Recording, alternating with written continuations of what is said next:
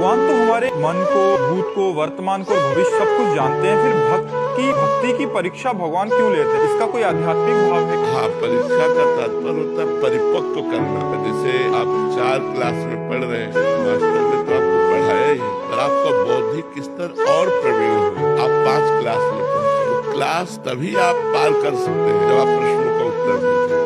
ऐसे ही आध्यात्मिक प्रश्न रखे गए, वो परीक्षा नहीं है, वो आध्यात्मिक प्रश्न रखे गए हैं। यदि आप इन प्रश्नों को पास कर गए तो आप जीवन में खुश हो गए। अगर विक्रम राणा मीरा जी को न सताता तो साधारण नारी और मीरा जी में क्या अंतर देख पाते आप? ऐसा कहा जाता है कि इंसान पूरी जिंदगी कुछ ना कुछ सीखता रहता है। आपके भी जीवन में कुछ अभी सीखने के लिए बाकी है महाराज जी, या सीख रहे हैं? क्योंकि वो ज्ञान अनंत है, इसलिए जब उसका अंत नहीं है तो हम कैसे कह सकते हैं कि हम पूर्ण ज्ञानी हैं? वो अनंत ज्ञान है, अनंत वैराग्य है, अनंत प्रेम है हमारे परमात्मा का। इसीलिए वेद कहते नहीं, इतना ही नहीं है, क्योंकि अगर वेद भी प्रमाणित कर दे कि वो इतना ही है तो उसे अनंत नहीं कहा जा सकता। ज्ञान अनंत है। महाराज जी, शिष्य बनने से और गुरु बनने तक के सफर में, महाराज जी आज आप गुरु हैं तो आपको कैसा फील होता है? नहीं, हम गुरु नहीं है, हम हृदय से कहते हैं हम गुरु नहीं, हम एक पोस्टमैन है। आपकी बात श्री जी तक, श्री जी की बात आप तक पहुंचाते हैं। हमारे परम पिता परमेश्वर तक पहुंचने का सबसे सुगम और सबसे सुंदर मार्ग साधक के लिए कौन सा है? दूसरे के गुण दोषों के चिंतन का त्याग कर दे